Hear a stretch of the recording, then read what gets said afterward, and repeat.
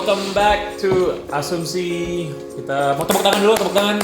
Pilkada DKI hari ini sudah kelar diselenggarakan dengan relatif damai-damai aja, nggak ada tentram, normal, semua aman. Emang bener kalau gue bilang bahwa Indonesia punya salah satu demokrasi terbaik di kawasan ini, lo pada nggak percaya sih? Kalau ribut-ribut paling jago bandingin aja sama pemilu di tempat lain yang di deket-deket Indonesia sini, apa nggak ribut-ribut. Tapi kita udah dapat hasil quick count yang by this time udah 80% ke atas lah. Iya. Jadi sebenarnya udah terbentuk kira-kira gimana konstelasi suaranya, dan based on data yang kita dapatkan dari berbagai survei yang bikin penghitungan, semuanya udah semuanya nomor 1 Ahok Jarot, nomor 2 Anies Sandi, dan nomor 3 Agus Silvi. Tapi ada beberapa yang Anies Sandi di peringkat pertama sih. Itu juga ada, tapi memang tipis ya? Tipis, cuma 2%, 2%. bahkan kurang dari 2%. Iya. Sebenarnya mau yang mana peringkat 1 atau 2 sih, sekarang sih nggak ngaruh kan, gara-gara dua-duanya bakal melaju ke putaran kedua. Ada beberapa fenomena yang menarik buat diomongin, kayak misalnya kalau dilihat survei 2-3 bulan lalu kan sebenarnya Anies tuh paling bawah ya? Paling bawah gitu. Kalau menurut lo kenapa bisa tiba-tiba sekarang dapat suara yang saingan sama incumbent? Kalau menurut gue, Pilkada DKI itu ada beberapa fase sih. Fase pertama mungkin orang masih perkenalan dulu lah ibaratnya gitu. Survei pertama Agus nomor 1, terus Ahok juga masih ya standar kayak gitulah ya. Terus Anies masih posisi buncit. Itu menurut gue orang masih di survei masih ngelihat dari face luarnya doang sih, gimana cara kampanyenya, mukanya, terus juga pasukan kampanyenya. Kan Agus memang keren kan, ganteng, keren, muda, baru gitu. Mungkin orang masih memilih karena hal itu. Nah, tapi seiring berjalannya waktu, masing-masing paslon ini kayaknya, terutama Anies, dia kayaknya menemukan senjatanya atau kayak apa ya, hooknya gitu. Pada akhirnya dimanfaatkan dan ya berhasil sih sebenarnya untuk naikin suara. Menurut gue salah satu ya langkah manuver terbaiknya Anies Sandi itu waktu dengan segala resiko yang menurut gue udah dipertimbangkan sebelumnya, memutuskan untuk rebranding dan repositioning posisinya dari Pak Anies Baswedan. Yes. Kalau dari perspektif politik semata ya, jadi kalau gue sebagai orang yang cuma lihat nggak ada kepentingan apa-apa gitu, itu keren banget sebenarnya. Emang. Itu brilian banget. Walaupun risikonya ya sebenarnya ngancurin image-nya Anies yang mungkin udah melekat di banyak orang ya, bahwa dia orangnya XXXX. Setelah dia berubah positioning itu ke tempat Habib Rizik lah, terus juga Rizik deh, gue nggak mau nyebut Habib.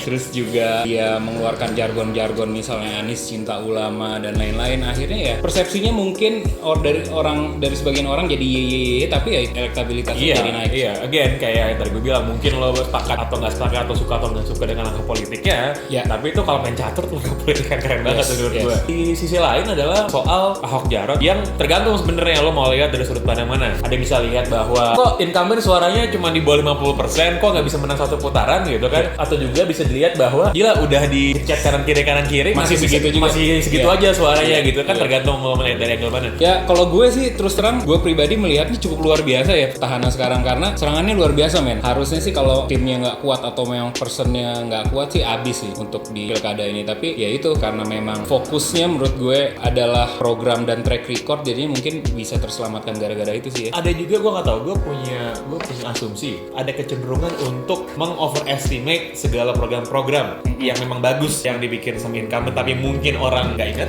Iya. Tapi ada kecenderungan juga untuk underestimate pendukungnya incumbent yang mungkin selama ini nggak ke-track survei, di polling segala macam gitu. Silent majority itu ya. Iya. Jadi menurut gue juga gitu sih. Orang-orang yang mendukung Ahok, terutama kelas menengah, ya kita bisa sebut kelas menengah ngehe gitu. Mungkin selama masa kampanye gitu mereka males ya bersuara gitu loh. Apalagi ngelihat situasi kalau lo ngomong pilkada sedikit di Twitter, ramenya minta ampun gitu. Lo ngomongin Ahok dikit atau ngomongin Anies dikit, lo diserang sama buat paslon lawannya yang lain gitu. Jadi mereka males lah ngomongnya. Tapi ya sebenarnya mereka udah punya pilihan, apalagi kalau mereka udah merasakan hasil kerja Pak Ahok selama ini, juga misalnya merasakan gimana dia katanya sih anti korupsi dan lain-lain. Nah begitu mereka akan punya sikap sih sebenarnya yang akhirnya mereka kemukakan di bilik suara. Dan masalah soal bahwa kalau kita lihat beberapa waktu yang lalu, bahkan ada beberapa survei yang nempatin incumbent Ahok Jarot di nomor 3 gitu kan. Dan banyak juga pihak-pihak dalam masa menjelang pilkada ini yang mengeluarkan wacana atau statement atau asumsi mereka masing-masing bahwa kayaknya bakal out di putaran pertama gitu. Dan nyatanya enggak. Jadi memang yang kadang-kadang tuh kita suka berpikir dalam sebuah apa ya bahasa Inggrisnya kayak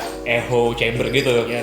Jadi kita cuma ngomong sama teman-teman sendiri doang gitu kan, kayak misalnya kalau lo fans nomor 2 lo cuma ngomong sama nomor 2 doang, lo nomor 3 cuma ngomong sama nomor 3 doang gitu, seolah-olah apa yang lo denger, apa yang lo dapatkan tuh lo terima sebagai sebuah realita, padahal belum tentu gitu. Lo itu cuma realita yang lo konstruksi sendiri aja. Yang paling general contohnya kayak gitu tuh misalnya gini, umat muslim pasti tidak memilih Ahok gitu. Ahok akan kalah karena mayoritas umat muslim di Jakarta gitu kan. Buktinya enggak gitu pada akhirnya. Jadi ya itu tadi. Jadi emang banyak faktor yang nggak bisa langsung ditelan dan diambil kesimpulan mentah-mentah, termasuk menurut gua bahwa walaupun sekarang perolehan terbanyak suara adalah nomor 2 dan nomor 3, tapi nggak bisa secara matematis sederhana bahwa nanti di putaran kedua langsung nomor tuh 1 pindah ke nomor 3 misalnya. Belum tentu.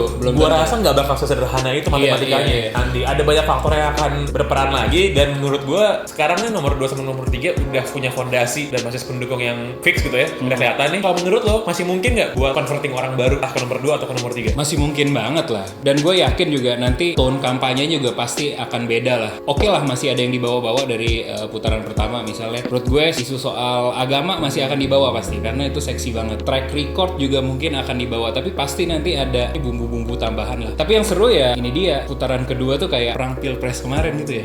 Jadi Prabowo all out banget turun di sini sih kita lihat, dan kelihatan banget di putaran pertama kemarin Prabowo tuh sebenarnya nggak turun dari awal ya. Jadi awal-awal tuh memang makanya tuh lihat suara Anies pollingnya masih kecil, tapi pas Prabowo turun, wah. Kenapa gue juga punya kesan bahwa partai pendukungnya Ahok Jarot juga nggak soal out itu kemarin ya? Yes, Iya kan sih? gue juga merasakan itu sih. Jadi kayak nahan diri, entah kenapa dan alasan yang gue juga nggak tahu. Kayaknya nggak tahu ya, mungkin salah asumsi gue, teman gue merasa bahwa nggak berjalan dengan dengan maksimal gitu roda-roda politiknya. Ya, asumsi gue sih karena ya gue dengar beberapa orang katanya memang Ahok nggak mau kumpulkan duit yang banyak yang nggak jelas gitu, sehingga ya otomatis dia juga nggak bisa ngasih amunisi kan ke partai-partai pendukung. Partai pendukung kan kerja harus pakai duit ya, harus pakai amunisi. Nah, Ahok kabarnya tidak mengakomodasi itu, jadi itu nggak terlalu gerak. Itu salah satu asumsi. Dan kalau menurut teman, what's next for Agus dan keluarganya mungkin apa ya?